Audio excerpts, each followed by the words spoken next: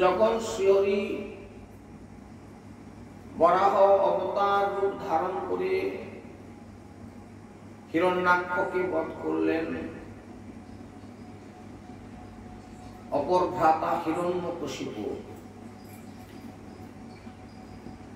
ভাইয়ের এই মৃত্যু শোকে একেবারে ক্রোধে উন্মত্ত প্রায় হয়ে উঠলেন।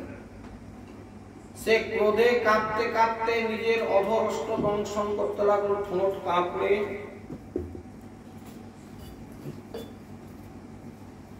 রাগে তার চোখ দিয়ে যেন আগুন ঠিকরাতে লাগলো। সেই আগুনের ধোঁয়ায় ধোঁয়ায়িত আকাশের দিকে তাকিয়ে সে বলতে লাগলো, কঠিন মূর্তি তখন তার করাল মূর্তি। আকাশের দিকে তাকিয়ে সে প্রতিজ্ঞা করলো যে আরো অন্যান্য দৈত্যরা, দানবেরা, তোমরা সবাই আমার কথা মন দিয়ে শোনো, এবং তারপর তোমাদেরকে যেরকম যেরকম বলবো তোমরা সেরকম করো। তোমরা জানো যে আমরা হীন শত্রুরা আমার পরম প্রিয় এবং হিতৈষী ভাইকে বিষ্ণুকে দিয়ে হত্যা করেছে।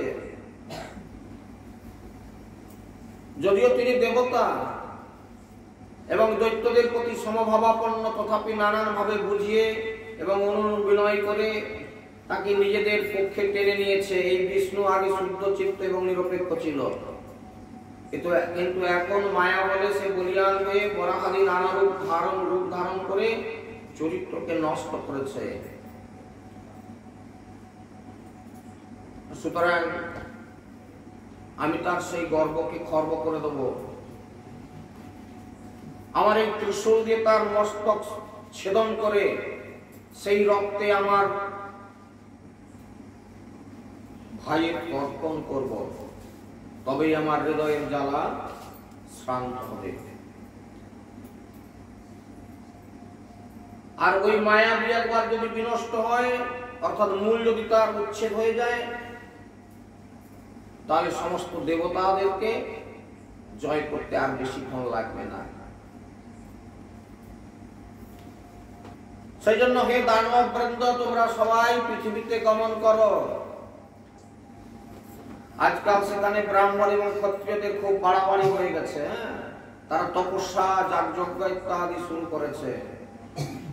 সেই সব যাগযজ্ঞ নষ্ট করে দাও, ওদের শুভকর্ম বিনাশ করে দাও। এইভাবে হিরণ্যকশিপু অন্যান্য দৈত্যদেরকে নির্দেশ দিলেন, যার ফলে তারা কি করলো না, সারা পৃথিবী জুড়ে উৎপাত শুরু করলো। ঋষিদের তপবন, ফুলের বাগান দুমড়ে মুচড়ে সব নষ্ট করে ফেলতে লাগলো, পুড়িয়ে দিতে লাগলো, কুটির পুড়িয়ে দিতে লাগলো।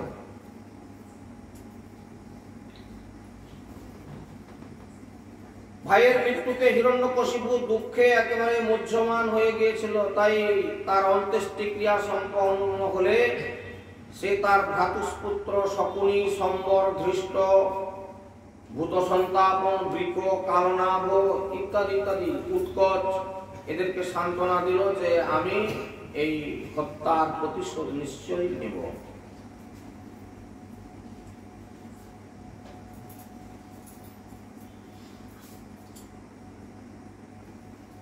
এবার যে প্রসঙ্গটা বলি, দৈত্যরা যেমন কঠোর মনোভাবাপন্ন, এরা সমস্ত দিক থেকে কঠোর মনোভাবাপন্ন। এরা কিন্তু আরাধনায়, ভজনেও কিন্তু এরা কঠিন তপস্যা করতে পারে, যে তপস্যা অন্যান্যরা দেবতারা পর্যন্ত পারে না। এদের মনোবল এত সুদৃঢ়। এবার একটা জায়গা খুব মন দিয়ে শুনবেন যে আমাদের এই যে শক্তি, এই শক্তির উৎস কি, এটাকে ভালো করে একটু মনন করার চেষ্টা করুন। যে আমরা তো নিজেদের মুখে অনেক কিছু ভম্বিতম্বি দেখাই লোককে, কিন্তু প্রকৃতপক্ষে আমাদের শক্তির উৎস কি, কার শক্তি, যে শক্তিকে নির্ভর করে আমরা এত ভম্বিতম্বি দেখাই লোকে, এটা করে নেবো, তোকে দেখে নেবো, তাকে মেরে দেবো, যে কথাগুলো বলি আমরা, আসলে আদপেও এগুলোর কোনো ভিত্তি নেই। কারণ আমি কতক্ষণ বাঁচবো, আমার কতটা শক্তি আছে, সেটা সম্পর্কেই আসলে আমাদের ধারণা খুব কম। এবং সেই শক্তির উৎস হচ্ছে ভজন। যে কোনো জাতির মানুষ, যে কোনো সম্প্রদায়ের মানুষ, যে কোনো ধর্মের মানুষ, যে কোনো ধর্মের মানুষ, তাদের শক্তির উৎস হচ্ছে তাদের নিজেদের যে যার ভজন, যে যার তপস্যা। এই তপস্যাই আমাদের শক্তি। মানুষের যখন ভালো সময় থাকে, তার যখন তপস্যার ক্ষমতা থাকে, হাজারো আপনার তার উপরে অনেক কিছু করবার চেষ্টা করলেও তাকে আপনারা কিছু দেখতে পারবেন না। তপস্যার বলটা এমনই। হিরণ্যকশিপু প্রতিজ্ঞা করলো, আমি কঠোর তপস্যা করব, শক্তি সঞ্চয় করে তারপর আমি ফিরে আসলে ওই ভগবান বিষ্ণুর কত শক্তি আর দেবতাদের কত তেজ আমি একবার দেখব। এরকম একটা কঠিন মনোবল নিয়ে কার উপাসনা করব, যার উপাসনায় আমি শক্তি অর্জন করতে পারবো। হিরণ্যকশিপু ঠিক করলেন যে ব্রহ্মা নাকি সকলের সৃষ্টিকর্তা, আমি সেই ব্রহ্মার আরাধনা করব, সেই তপবলের দ্বারা সেই ব্রহ্মাকে আমি সন্তুষ্ট করব। 100 বৎসরের মনের দৃঢ় বল নিয়ে এই তপস্যাটা করে ফিরে আসতে যদি আমার 100 বছর সময় লাগে, তা লাগুক। আমি 100 বৎসর ধরে ব্রহ্মার আরাধনা করব, তাকে আমার কঠিন তপস্যায় সন্তুষ্ট করে তার কাছ থেকে আমি মহাশক্তিমান হয়ে ফিরে আসব। তিনি চলে গেলেন মন্দার পর্বতে তপস্যা করার জন্য। প্রথমে বসে নয়ন মুদ্রিত করে ধ্যান করলেন ব্রহ্মা। একমাত্র মন্ত্র উপাসনা, ওম নমো ব্রহ্মণে নমঃ, ওম নমো ব্রহ্মণে নমঃ। চলতে থাকলো তপস্যা। 100 বৎসর কঠিন কঠোর তপস্যা। পৃথিবী টলমল করে উঠল।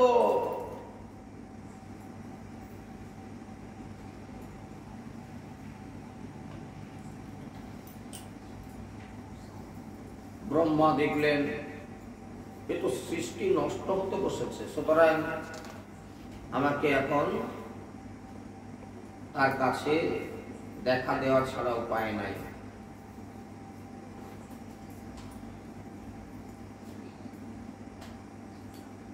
সৃষ্টিকর্তা ব্রহ্মা তাকে দর্শন দান করলেন।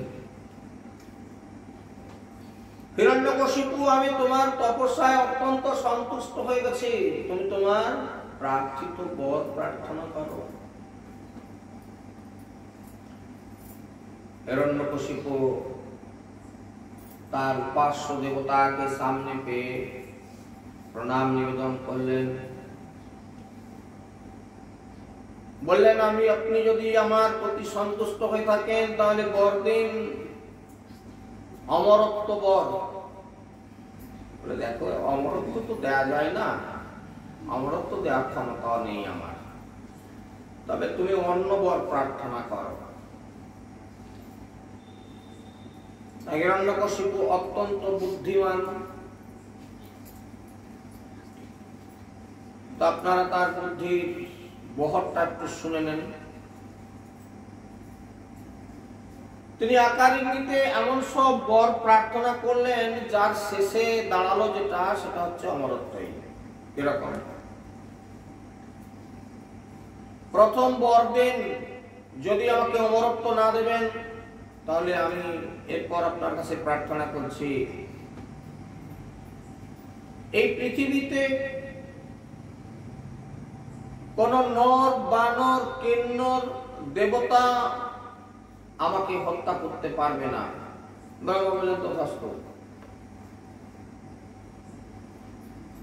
এই পৃথিবীতে কোন অস্ত্র আমার শরীরে প্রয়োগ করলে আমি কোনোদিন মরব না, কোন অস্ত্রে আমাকে বধ করা যাবে না। তথাস্তু। আর কি বলবে বলো?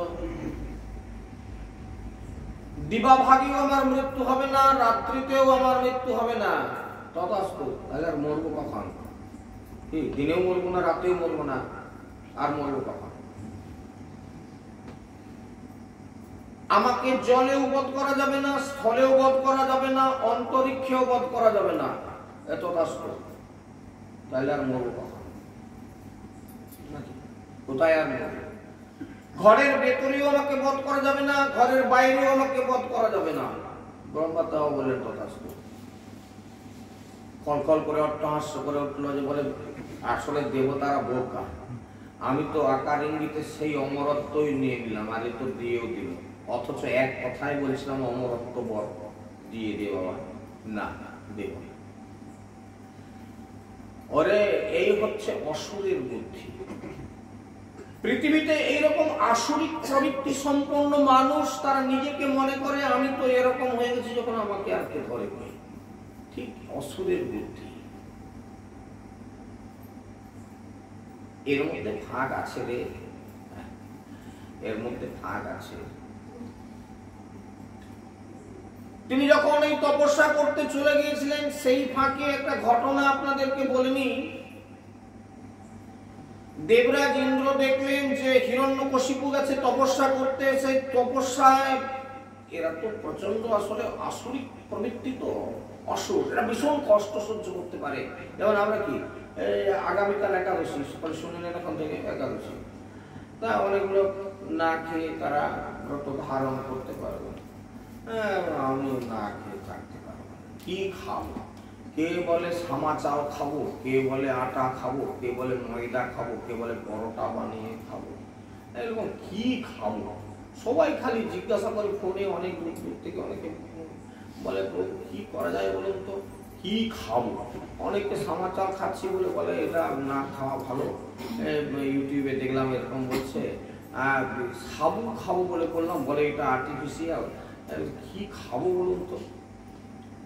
আমি ভজনটা কি করবেন সেটা কি জিজ্ঞাসা করছেন আগে একাদশীর দিন? শুধু খাবে কি মানুষ জিজ্ঞাসা করে। যদি 100টা ফোন আসে তো তার 90টা লোক শুধু বলে যে একাদশী খাবো। তা এই খাওয়া লোকগুলি এরা, এদের ভজনের দিকে মতি নেই, মতি হচ্ছে খাবো কি ব্রত করে। হ্যাঁ, তো আর অসুরেরা কি, এদের কঠিন তপস্যা, কঠিন তপস্যা।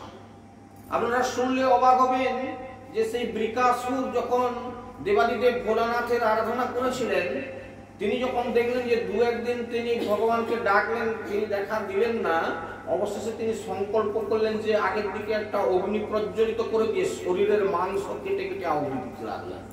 দেবাদিদেব ভোলানাথ দিলেন, ওরে বাপ, ওরে থাম রে, থাম থাম থাম থাম, আরে এত কষ্ট করতে লাগে না, আমাকে ডাকলে আমি খুব তাড়াতাড়ি চলে আসি, তুই এত করলি কেন বাবা, তাড়াতাড়ি, আর এইসব করিস না, থাম থাম। কত কঠিন, নিজের শরীরের মাংস কেটে কেটে আহুতি দিতে লাগলো। দেবাদিদেব ভোলানাথ দেখে শুনি বলে ছুটে এসে হাজির, বলে রক্ষা করো বাবা, এত করতে হবে না আমার জন্য। তার নাম হচ্ছে, বলে আরে আমার নাম আশুতোষ, আমি একটু ডাকলে সন্তুষ্ট হয়ে যাই। ওরে বাপ, কি চাইবে? হ্যাঁ, তো অসুররা কতটা কঠিন এবং কঠোর আমরা পারবো যে শরীরের মাংস কেটে আহুতি দিয়ে ভগবানের আরাধনা? এরা এরকম কঠিন মনোবল সম্পন্ন।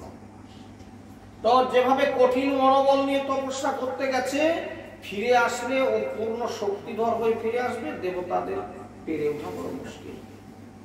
তো আমরা সমস্ত দেবতা বৃন্দ নামে একত্রিত হয়ে আর হিরণ্যকশিপুর সঙ্গে যুদ্ধ করব। কিন্তু ঘটনা হচ্ছে এই, বাড়িতে তো স্ত্রী আছে, সে কয়াধুটা এখন গর্ভবতী,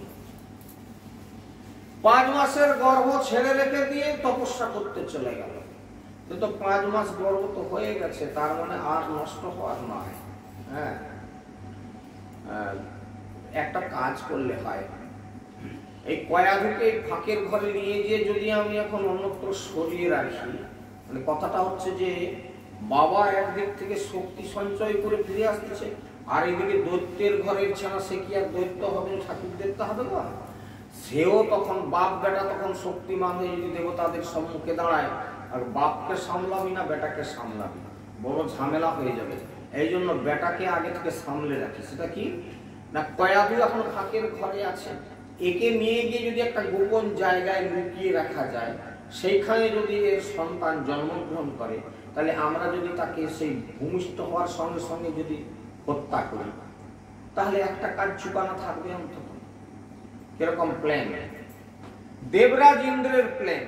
হ্যাঁ, দেবরাজ ইন্দ্র কি করলো না, একদিন এরকম ফাঁকা ঘর পেয়ে দোসন্ধ্যা কালীন, ওই দোসন্ধ্যা, আবারও সেই গতকালের কথা এলাম, সেই পরন্ত বেলায় সূর্য অস্ত গেছে, সন্ধ্যা নেমে আসতেছে, দেবরাজ ইন্দ্র করলো কিনা, কয়াধুকে ফাঁকের ঘরে পেয়ে তাকে ধরে নিয়ে অন্যত্র লুকিয়ে দিবে বলে যাচ্ছে। অন্য তার মনোভাব ছিল না, খারাপ কিছু মন্তব্য ছিল না, কিন্তু তাকে খারাপ মন্তব্যে পরিণত করলো কিভাবে দেখো। কারণ দেবর্ষি নারদ দেখলো যে এ তো গন্ডগোল লাগিয়ে দিয়েছে, তো আমি ওই গন্ডগোলের ভিতরে না ঢুকলে এখন আর কি সমাধান করা যাবে না। দেবর্ষি নারদ দেখলো যে দেবরাজ ইন্দ্র একটা কাজ করতে যাচ্ছে, আরে এটা করার দরকার কি, এটা করার দরকার নেই। হ্যাঁ, বুদ্ধিটা আরো কত প্রখর দেখুন নারদ ঋষির, এটা করার দরকার নেই, এর থেকে একটা ভালো কাজ আছে, সেই ভালো কাজটা আমাকে এখন করে দেখাতে হবে।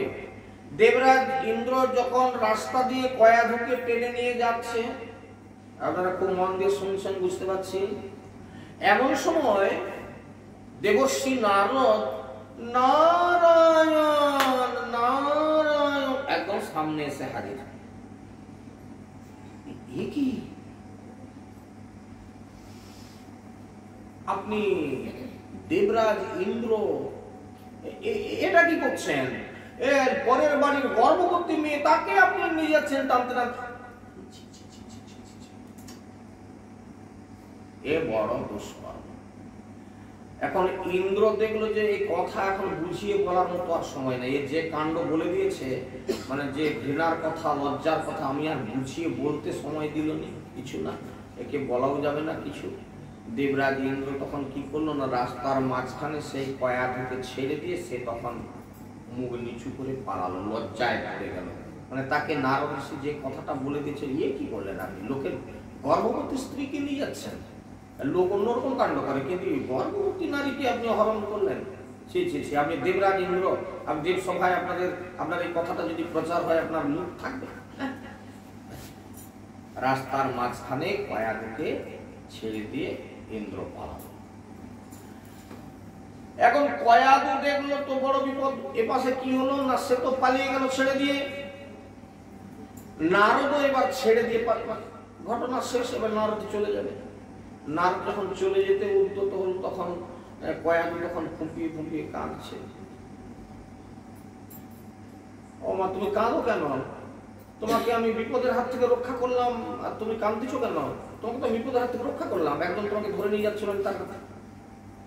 বলে দেবশ্রীপাদ, কেউ নিয়ে যাচ্ছিল সে তবু ভালো, আর সে নিয়ে গিয়ে কোথাও না কোথাও একটা তুলতো, রাখতো বা যা হোক কিছু একটা। আমি এখন এই রাত্রি, সামনে রাত্রি, মানে বললাম না ওই যে সন্ধ্যাকালীন এরকম ঘটনা হচ্ছে, সামনে রাত্রি, এই অন্ধকারে আমি যাবো কোথায়? আমাকে অন্তপুর থেকে কত দূর নিয়ে চলে আসছে, সেই রাস্তাও আমি জানি না, আমি মেয়ে মানুষ এখন যাবো কোথায়? ও আচ্ছা আচ্ছা মা, তুমি এক কাজ করো, তুমি আমার কুটিরে চলো, আমার কুটিরে চলো, সেখানে তুমি নিশ্চিন্তে থাকবে, তোমার কোনো অসুবিধা হবে না, চলো আমার সঙ্গে চলো। নারদ ঋষি কি করলেন, কয়াধুকে নিয়ে গেলেন তার নিজের কুটির। এখন আপনার এবারে মন দিয়ে শুনছেন, এবার বলুন দেবরাজ ইন্দ্রের থেকে কি এটাও আবার খারাপ কাজ নয়? মানে একজনের কাছ থেকে ছাড়িয়ে তুমি নিয়ে গিয়ে তাকে আবার আশ্রমে রাখবে, কি বলবে লোকে? কিন্তু অগ্রপশ্চাৎ বিবেচনা না করে নারদ ঋষি কয়াধুকে কুটিরে নিয়ে গেলেন। কুটিরে থাকেন, হরিনাম শুনেন। নারদ ঋষির মুখে সবসময় হরিনাম। অগ্নিহোত্র যজ্ঞ কয়াধু কি করে? পুজোর জন্য ফুল তুলে দেয়, কখনো বন থেকে কাঠ কুড়িয়ে এনে দেয় হোমের জন্য, এই কাজ করে। মেয়ে মানুষ যেখানেই থাকুক না কেন, এমনকি মায়েরা যদি আত্মীয় বাড়ি যায়, দাও দাও আমি একটু ঝাঁটি দিই তোমাদের মায়েরা এরকম বসে থাকতে পারে না, তো দাও বাসনগুলো আমি একটু মেজে দিচ্ছি। আরে না না তুমি আসছো, বসো। না না দাও না, দুজনে মিলে কথা বলতো। মায়েদের এটাই নিয়ম, এরা যেখানেই যাক না কেন এরা হাতে হাত লাগে। নারদ ঋষির আশ্রমে এসে কোথায় ঝাড়ু দেওয়া, কোথায় পরিষ্কার পরিচ্ছন্ন করা, মায়ের জাতি তো, হ্যাঁ, কাঠ কুড়িয়ে দেওয়া, ফুল তুলে দেওয়া। নারদ ঋষির বেশ সেবাও করছে আশ্রমে থেকে। দিন কয়েক কাটলো, খারাপ না। অনেকদিন কেটে যাওয়ার পর একদিন সকালবেলা নারদ ঋষি দেখলেন যে কয়াধু আবারও সে মুখ লুকিয়ে একদিকে বসে কাঁদছে। কি হলো মা, কান্নাকাটি করছো কেন? কি দুঃখ বলো মা, এখন তুমি আমার কাছে আছো, তুমি আমাকে না বললে কাকে বলবে? হ্যাঁ, এখানে তোমার দুঃখ মোচন কে করবে? বলো মা তোমার কি দুঃখ, তুমি আমাকে খুলে বলো। না দেবশ্রীপাদ, আপনি তো জানেন আমি গর্ভবতী, অল্প কিছুদিনের পরেই আমার সন্তান ভূমিষ্ঠ হবে। তো এটা তো আপনার কুটির আশ্রম, একটা ঋষির আশ্রম, হ্যাঁ, এখানে কি প্রসব করবার জায়গা তো, কি হাসপাতাল নাকি? এই জন্য এখানে যদি আমার প্রসব হয়, লোকে নিন্দা করবে, আপনার আশ্রমের মর্যাদা নষ্ট হবে, তার শুদ্ধতা নষ্ট হবে। কি জন্ম শৌচ শৌচ একটা ছোঁয়াছুঁয়ির ব্যাপার আছে না, বা একটা জন্মগ্রহণ করলে তার ইত্যাদি ইত্যাদি, সে আপনারা ভালো বোঝেন। আশ্রমের পরিবেশ নষ্ট হবে, লোকে ঘৃণা করবে, আপনাকে পাঁচটা কথা বলবে। আমি সেই চিন্তা করে, আমার বড় দুশ্চিন্তা, আমি আপনাকে খুব একটা খারাপ জায়গায় পৌঁছে দিতে যাচ্ছি, আমার নিজের মনে খুব দুঃখ লাগছে জন্য। ও আচ্ছা আচ্ছা, ঠিক আছে মা, আমি তোমাকে, শোনো শোনো, কেন না, চোখ মোছো, আমি তো একটা কথা বলি। আমি তোমাকে আশীর্বাদ করলাম, আমার আশীর্বাদে তুমি যে বরটা লাভ করবে সেটা হচ্ছে ইচ্ছা প্রসব। তোমার সময় হয়ে গেল, প্রসব হবে না, আমি আশীর্বাদ করলাম সেরকম যে দিন মাস আসলেও তোমার প্রসব হবে না। তুমি ইচ্ছা যতক্ষণ না করো ততক্ষণ তোমার প্রসব হবে না। সুতরাং আর কোনো চিন্তা নেই, তোমার স্বামী ফিরে আসবেন, তিনি তোমাকে ফিরিয়ে নিয়ে যাবেন, ফিরিয়ে নিয়ে যাওয়ার পর তুমি ইচ্ছা করবে, তারপর তোমার প্রসব হবে, তাহলে কোনো অসুবিধা হলো না। এবার একটু হাসো আমার মুখ তুলে, তাহলে ঠিক আছে।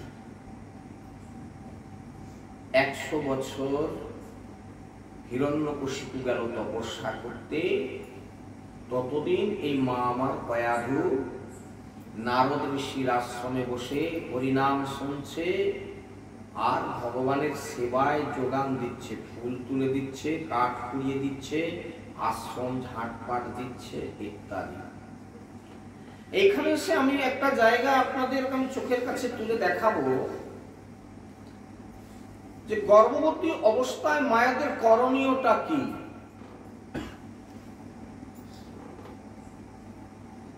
খুব ভালো করে মন দিয়ে শুনে রাখবেন, এই সময় এই 4টে নিয়ম খুব মন দিয়ে প্রতিপালন করতে হয়। 1 নম্বর যেটা, সেটা হচ্ছে সত্য। গর্ভবতী মায়েরা কোনোদিন মিথ্যা কথা বলবেন না, তাহলে গর্ভস্থ সন্তানটা মিথ্যাবাদী হবেই হবে। 100% আপনারা লিখে রাখবেন,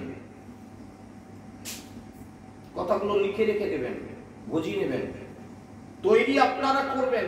কুমার যেরকম করে হাঁড়ি কলসি বানায়, মায়েরা ইচ্ছা মতো তার সন্তানটাকে বানিয়ে নেবে। এত বড় একটা কথা বলে রাখলাম আপনাদের কাছে, আপনারা শুইতে শুইতে চলতে চলতে এই কথাটাকে ভাবনা করবেন, বাবাজি এরকম একটা কথা বললো কি করে, মনে করবেন।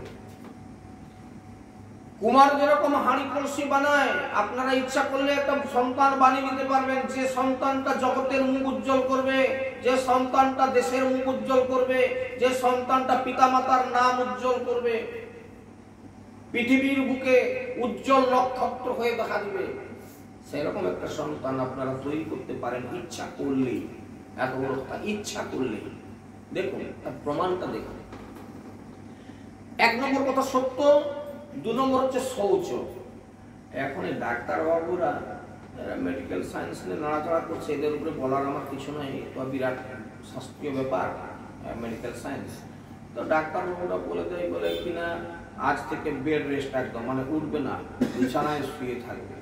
শাশুড়ি মা শুনে বলে, বৌমার তো ওঠা নিষেধ, মা গো তুমি উঠো, আমি তোমাকে বরং ব্রাশ এনে দিচ্ছি, জল এনে দিচ্ছি, এই খলায় মুখ ধুয়া তুমি। হ্যাঁ, এইরকম তাকে তদবির করা চলছে, কবে নাতি হবে।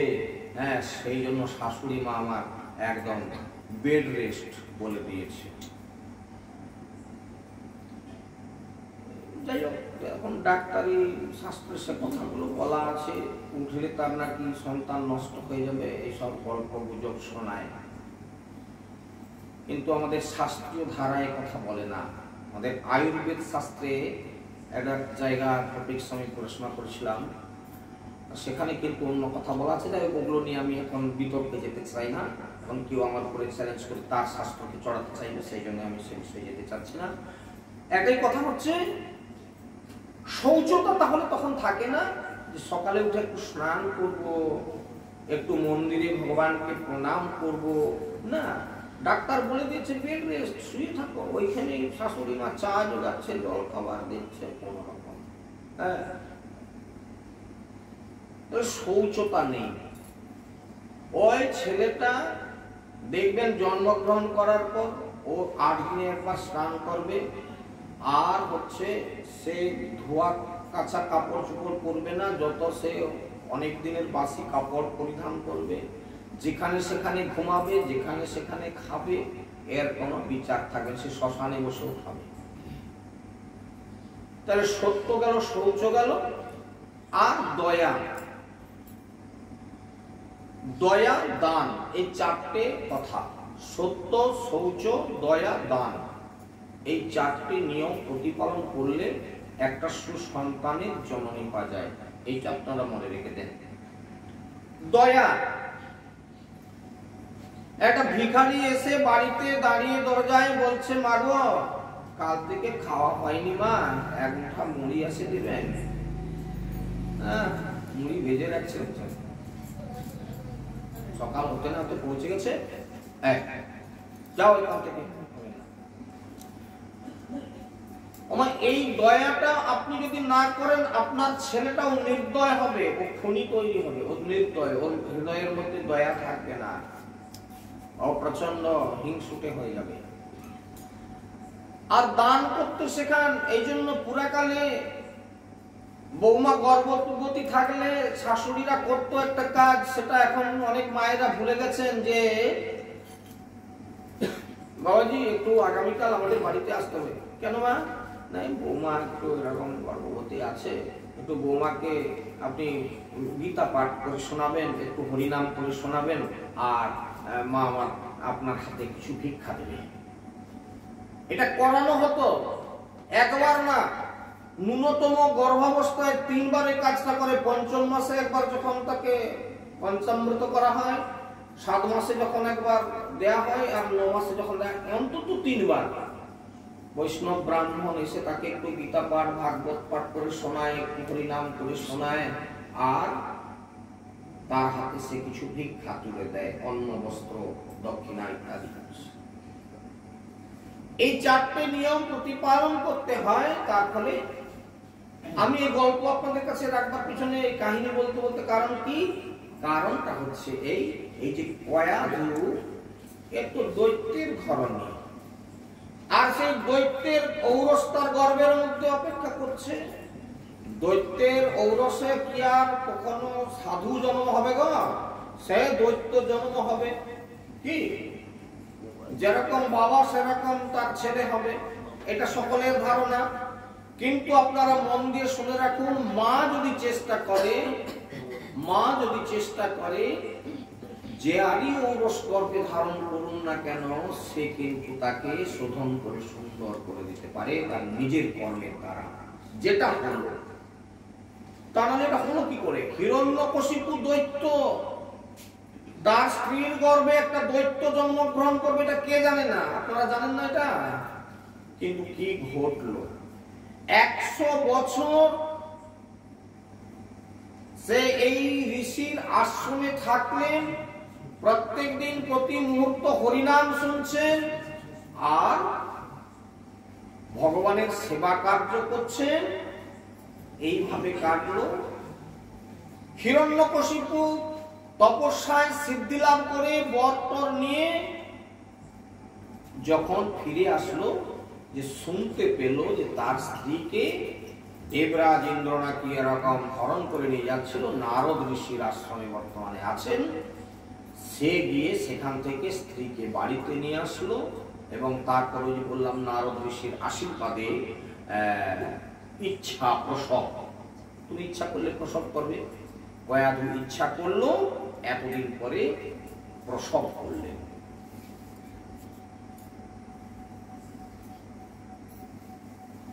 খুব বেশি আজকে এই জায়গাটাকে সময় আমি দেবো না, আজকে অন্য একটা প্রসঙ্গে যাব, তাই একটু ছোট্ট করে বলে দিই।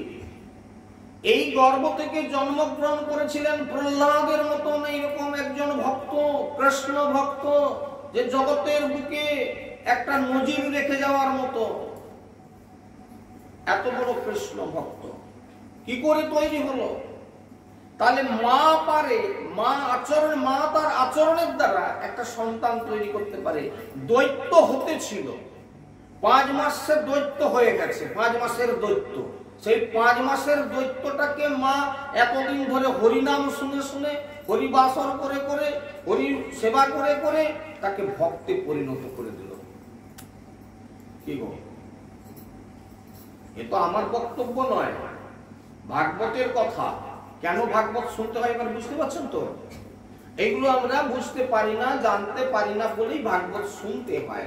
তাহলে মায়েদের করণীয় কি সেটা আজকে উপলব্ধি করুন। যারা আসে না, তারা শুনে না কখনো, তারা বোঝে না কখনো, তারা বলে ডাক্তার যখন বেড রেস্ট করছে তো শুয়ে থাকে। কিন্তু আদপেও কোনো সময় এ কথা ঠিক না। কিছু কিছু অসুবিধা থাকে, না না, তবে এরকমটা না, তার কিছু করণীয় নেই। এইবার হিরণ্যকশিপু দেবতাদের বিরুদ্ধে যুদ্ধ ঘোষণা করলেন। মাঝখানে অনেকগুলো কথা আমি ছেড়ে যাচ্ছি, আমি ছোট্ট করে আজকে এই জায়গাটা আমি সমাপ্ত করবো বলে। দেবতাদের উপর তিনি অত্যাচার শুরু করলেন। দৈত্যের যা কর্ম সে তার শক্তি দ্বারা দেবতাদেরকে পরাস্ত করলেন, তাদের স্বর্গরাজ্য কেড়ে নিলেন, নিয়ে তিনি এখন রাজা হয়ে বসে আছেন। এই পুত্র প্রহ্লাদ, তাকে পড়াশোনার জন্য ছোটবেলায় শিক্ষা দেওয়ার জন্য সব শিক্ষক নিয়োগ করলেন। বাবার ইচ্ছে করলো যে প্রহ্লাদকে যারা পড়াশোনা করাচ্ছে এরা কিরকম পড়াচ্ছে আমি একটু দেখি। তো একদিন আদর করে প্রহ্লাদকে রাজ সিংহাসনে বসা অবস্থায় প্রহ্লাদকে কোলে নিয়ে বলছে, বাবা প্রহ্লাদ, তুমি এতদিন পর্যন্ত গুরু মহাশয়ের কাছে যা শিখেছো তার সার কথা দু একটা বলো আমাকে। বাচ্চা ছেলে, 5 বছর বয়স হয়নি এখন। সেই সিংহাসনে হিরণ্যকশিপুর কোলে চড়ে প্রহ্লাদ পিতাকে একটা খুব সুন্দর উত্তর দিল। সেটা হচ্ছে কৃষ্ণস্তু ভগবান স্বয়ং। সমস্ত পড়াশোনার সার হচ্ছে কৃষ্ণস্তু ভগবান স্বয়ং। হারি সর্বনাশ, এই দৈত্যের ঘরের ছানা এ কি বলে? একে নিশ্চয়ই এই শিক্ষকেরা কোথাও একটা ভুল শিখিয়েছে। হ্যাঁ, তোমরা এই শিক্ষা দিলে আমার ছেলেটাকে, হ্যাঁ বলে মহারাজ আপনার আদৌ কথা বিশ্বাস করবেন না, আমি তো কোনোদিনই কথা বলিনি। বলার যদি ছেলেটা বলে কি করে, যখন এক কথায় জিজ্ঞাসা করলাম যে তুমি যা পর্যন্ত শিখেছো তার সার কথা আমাকে কিছু বলো, বলার সঙ্গে সঙ্গে বলো কৃষ্ণ ভগবান, ভগবান হচ্ছে কৃষ্ণ, তিনি হচ্ছেন সর্বশক্তিমান পুরুষ। একই কথা, যে আমাদের পরম শত্রু। তোমাদেরকে ছেলেকে পড়াশোনা করতে হবে না। মহারাজ আপনি ভুল করবেন না, ঠিক আছে এবার থেকে আমরা লক্ষ্য রাখবো। এটা নিশ্চয়ই, তবে জানেন এরকম হতে পারে বাচ্চাদের সঙ্গে খেলাধুলা করে তো নিশ্চয়ই কোনো একটা গন্ডগোল বাচ্চা আছে এদের মধ্যে, সেই গন্ডগোল বাচ্চাটার সঙ্গে মিশেই এর মাথা বিগড়ে গেছে। আমরা এবার থেকে লক্ষ্য রাখবো, আপনি কোনো চিন্তা করবেন না, এবারে পড়াশোনা ভালো হবে। ঠিক আছে তোমাদেরকে বলে দিলাম, দেখো বাবা এরকম না করলে মা হয়। হ্যাঁ, আবার কিছুদিন পড়াশোনা করার পর আবারও সেই একই কথা, পড়াশোনা করে লাভ নাই। তো আমার ঘরেই তো মানে আমি যারা আমার শত্রু, এই তো শত্রুর সাপোর্টার আমার ঘরে, হ্যাঁ একে মেরে ফেলো, এক কাজ করো বাঘের খাঁচায় ফেলে দাও। ও আমার দরকার নেই এরকম পুত্রের, যে আমার বিরোধী তাকে বাঘের খাঁচায় ফেলে দাও। বাঘের খাঁচায় ফেলে দিল, কি সুন্দর তুলতুলে নরম ছেলেটাকে, ভাবছিল যে বাঘের এক ছুটি এসে পাক করে নিয়ে নেবে। বাঘগুলো এসে তাকে শুকলো, তারপরে তার গা চাটতে লাগলো। প্রহ্লাদ এক মনে হরিনাম হচ্ছে। বাঘের খাঁচাতে মৃত্যু হলো না, ধরে সাপের মুখে ফেলে দাও, বিষধর সাপ। কিন্তু সাপও এসে তাকে শুকে দেখে তার সঙ্গে বন্ধুত্ব করবার চেষ্টা করছে, তাতেও হলো না। ওকে এক কাজ করো, পাহাড়ের উপর থেকে সমুদ্রে নিক্ষেপ করো। সবাই দেখতে পেল একটা পদ্মের উপরে শুয়ে খলখল করে হাসছে। ওকে ধরে আনো, ওকে যেভাবে হোক রথের চাকার তলায় ছেড়ে পিষ্ট করে দাও। কিন্তু কিছুতেই যখন তাকে কিছু করা গেল না, একদিন রাত সময় বসে আছেন, এই প্রহ্লাদকে আমার কাছে নিয়ে আসো। প্রহ্লাদ তুমি যে এত হরি হরি করো, এত হরিকে ডাকো, তুমি বলতে পারবে তোমার হরি কোথায়? বলে বাবা তিনি সারা জগতে যেখানেই তাকে কল্পনা করা যায়, যেখানেই তাকে ডাকা যায়, তার মধ্যেই তিনি আছেন। যার মধ্যেই তাকে কল্পনা করবেন, এই একটা স্ট্যান্ড দাঁড়িয়ে আছে, এটার উপরে আপনি একটু কিছু কাপড় জড়িয়ে দিয়ে বলছেন কৃষ্ণায় নমঃ বলে, এখানে যদি আপনি ফুল চন্দন দেয়, কৃষ্ণ বলে আমাকে দিয়েছে, এর মধ্যে কৃষ্ণ অধিষ্ঠিত হয়ে যাবে। এই মাইক্রোফোনটাকে যদি আপনি ভগবান মনে করেন, এও ভগবান হয়ে যাবে। যেখানে আপনি তাকে কল্পনা করবেন, তাহলে তুই বল তোর ভগবান এখন কোথায়, তোর হরি এখন কোথায়? পিতা আপনি যদি মনে করেন এই যে রাজ দরবারের কথাটা হচ্ছে, এই সিংহ দরজায় এই যে থাম্বাগুলো দাঁড়িয়ে আছে, ওই থাম্বার মধ্যেও আমার ভগবান আছে, হরি আছে। হিরণ্যকশিপু একদম ক্রোধে অঙ্গ হয়ে তোর হরির বক্ষের পদাঘাত করে মারল লাথি। এই সময়টা কখন ছিল? এই সময়টাও ছিল ওই রুদ্রবেলা, কালবেলা। হিরণ্যকশিপুর পর আশীর্বাদ ছিল রাত্রিতে মৃত্যু হবে না, দিনের বেলাও মৃত্যু হবে না। যেই পদাঘাত করে দিল, ওইখান থেকে ভগবান আরেকটা রূপ ধারণ করলেন, নরসিংহ রূপ। মুখটা সিংহের আর দেহটা মানুষের মতো, নৃসিংহ রূপ। সেই নৃসিংহ রূপ ধারণ করে ঘরের ভেতরেও না, ঘরের বাইরেও না, চৌকাটের উপরে বসে পড়লেন। এই জন্য অনেক মায়েরা খুব সুবিধা মতো চৌকাটের উপরে বসে গল্প করতেন। আদৌ কোনোদিন চৌকাটের উপরে বসবেন না, এটা নৃসিংহদেবের জায়গা, ওখানে প্রণাম করবেন, এই চৌকাটে প্রণাম করবেন বরং। এই জন্য বিপদ থেকে রক্ষা পাওয়ার জন্য এই দরজার বেরোবার সামনে অনেকে নৃসিংহ দেবের ছবি তুলে রাখেন, ওখানে প্রত্যেকদিন প্রণাম করেন, ভোগ দেন, কেউ দর্শন করে বেরিয়ে যায়।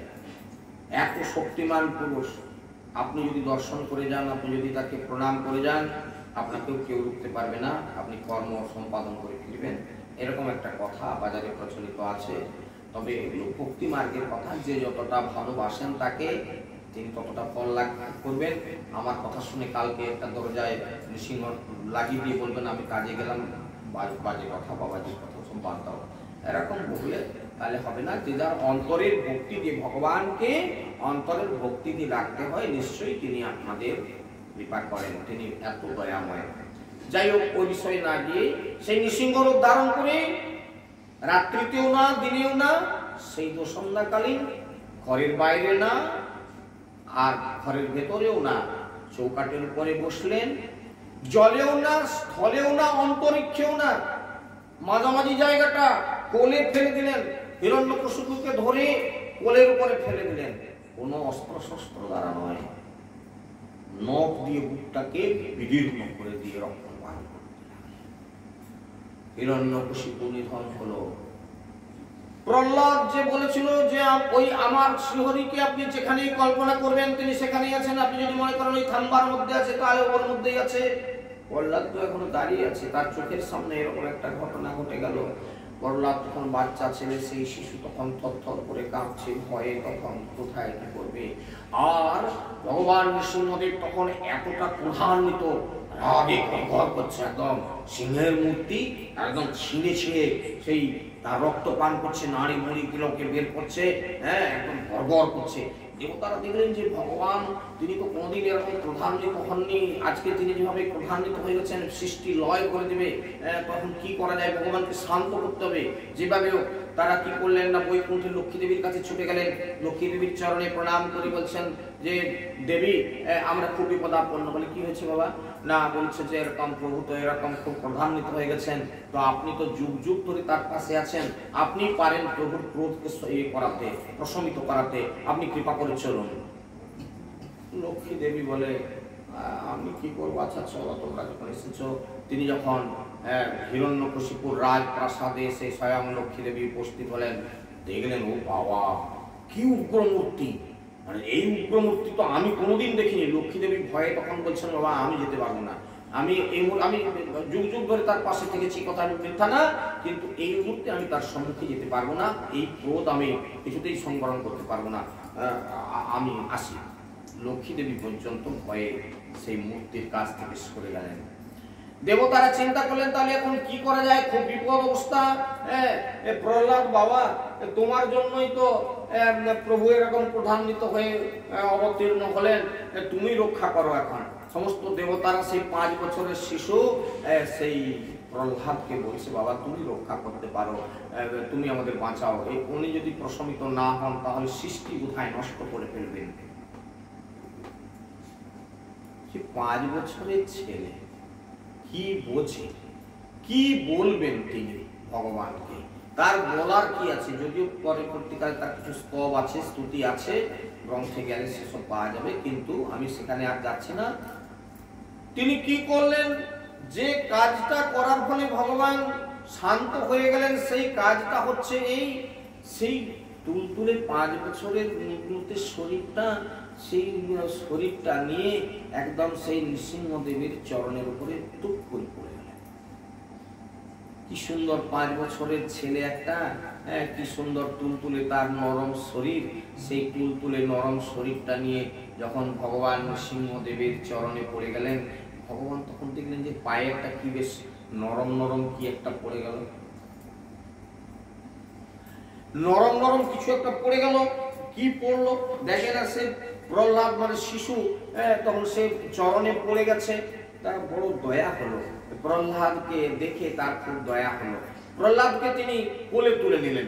সে হিরণ্যকশিপু কোলে আছে, যে বিদীর্ণ করে দিচ্ছে তার বুক, তার উপরেই প্রহ্লাদকে ঝুঁকে তিনি তুলে নিয়ে দেখলেন বাহ কি সুন্দর একটা ছেলে, নৃসিংহ রূপে, মুখ তো পশু, তখন তার মুখটা পশু, পশুদের আদর কিসে, চাঁটা চেটে দেওয়া। এই যে গরু বাছুর হলে তারা চাটে, কুকুর বেড়াল ছাগল সবাই চাটে না, পশুদের ধর্ম এটা, এদের সব থেকে স্নেহ হচ্ছে এই চাঁটা। তো সেই নৃসিংহদেব কি করলেন, প্রহ্লাদকে ধরে এবং কোলে তুলে নিয়ে চাটতে চাটতে চাটতে ভগবানের একটা আস্বাদন হলো, দারুণ তো, চাটতে বেশ সুন্দর স্বাদ লাগছে, মানে চাটতে খুব ভালো লাগছে, মানে একটা বাচ্চাকে চাটলে খুব আনন্দ হয়। এই যে আপনারা বলেন এতক্ষণ ধরে খালি চেটে যাচ্ছে বাছুরটাকে, হ্যাঁ, এত করে চাটলে চামড়া ছিঁড়ে ফেলবে কোথায়, দেখেন না এক সময় চাটতেই আছে তার মা। মানে আসলে মা এই চেটে, সন্তানকে চেটে তার যে সুখ হয় এটা আপনারা অনুভব করতে পারবেন না, ও প্রচন্ড সুখী হয়। যে সুখটা এখন দেখুন নৃসিংহদেব যে সুখটা অনুভব করেছিলেন সেই সুখটার কথা বলি। তিনি পশুর ওই সিংহের মুখ দিয়ে চাটতে চাটতে ভগবান চিন্তা করলেন এ তো খুব সুন্দর লাগছে আমাকে চাটতে, এই শিশুটাকে চাটতে আমার খুব ভালো লাগছে, এই বাৎসল্য প্রেমের মতো আর প্রেম নেই। তা আমি তো এতদিন দুম করে অবতীর, এর আগে যত কিছু অবতার ভগবান গ্রহণ করেছেন ওই জন্ম কর্মচমে দিব্য এবং দিব্য জন্ম লাভ করতেন, হঠাৎ করে ইচ্ছা হলো বরাহ রূপ ধারণ করলেন, হঠাৎ করে ইচ্ছা হলো নৃসিংহ রূপে চলে আসলেন, হঠাৎ করে ইচ্ছা হলো মৎস্য রূপ ধারণ করলেন, হঠাৎ করে ইচ্ছা হলো কূর্ম রূপ ধারণ করলেন, এগুলো দুম করে হয়ে গেছে। কিন্তু ভগবান আজকে প্রহ্লাদকে চাটার পর যে সুখটা অনুভব করলেন তিনি সেটাতে সুখী হয়ে মনে করলেন যে আজ থেকে আমি আর কোনোদিন এরকম দুম করে আবির্ভূত হব না, হঠাৎ করে পিতামাতাকে আশ্রয় করে আসবো। পিতামাতার কোলে জন্ম নিলে তাহলে আমি ওই বাৎসল্য প্রেমটা কিরকম ওইটা বুঝতে পারবো, মা বাবা কতটা যত্ন করবে তখন আমার কতটা ভালো লাগবে সেইটা আমি তখন আস্বাদন করতে পারবো। ভগবান হয়েও আজ থেকে তিনি সিদ্ধান্ত নিলেন যে এরপর পৃথিবীতে যখনই আবির্ভূত হব, তারপরে যত আবির্ভাব হয়েছেন সে রাম অবতারে, কৃষ্ণ অবতারে, গৌর অবতারে তিনি মা বাবার কোলা ছাড়েননি। হ্যাঁ, মা বাবাকে আশ্রয় করে আমি আসবো, তাহলে এই বাৎসল্য প্রেমটা আমি আস্বাদন করতে পারবো। আর এইভাবে সেই প্রহ্লাদকে যখন চাটতে লাগলেন তখন তার ক্রোধটা প্রশমিত হয়ে গেল। লক্ষ্মী দেবী তখন এসে তার পাশে, যেমন সে বাচ্চার মা পাশে থাকে, বাবার কোলে বাচ্চা থাকে, ঠিক এসে লক্ষ্মী দেবী তার পাশে দাঁড়িয়ে গেলেন। এই জন্য নৃসিংহদেবের আরাধনা করতে গেলে, নৃসিংহ যদি অর্চনা কেউ করতে চান তাহলে লক্ষ্মী নৃসিংহের অর্চনা করতে হয়, পাশে লক্ষ্মী দেবীকে রাখতে হয়, আর শিশু প্রহ্লাদকে কাছে রেখে নৃসিংহদেবের অর্চনা করতে হয়। যাদের আছে দেখবেন যেখানে বিগ্রহ আছে নৃসিংহদেবের সেখানে বাচ্চা প্রহ্লাদকে কাছে রেখেছে আর লক্ষ্মী দেবীকে কাছে রেখেছেন। তো জয় জয় নৃসিংহদেব কি নমস্তে নরসিংহায় প্রহ্লাদালাদকারিণে